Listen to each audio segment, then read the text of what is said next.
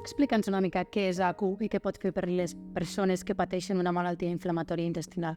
ACU Catalunya és una associació, com t'he dit, de principis dels anys 90 que va néixer sobretot per acompanyar i donar suport a la gent que patim colitis ulcerosa o Crohn. I tenim la seu social a Barcelona actualment.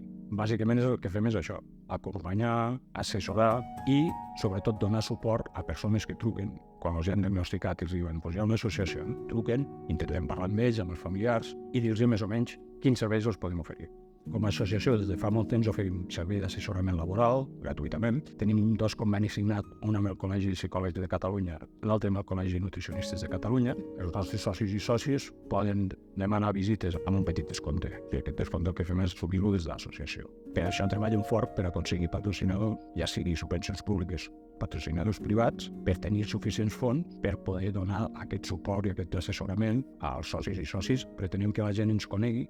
Aquí a Lleida ara tindrem una seu i el que volem fer això és extendre a la Girona, les Terres de l'Ebre, Tarragona, Catalunya Central, per poder tenir voluntaris a tot el territori que es vagi coneixent, fer una mica de taca d'oli. Tots els que pertanyem a la Junta som voluntaris,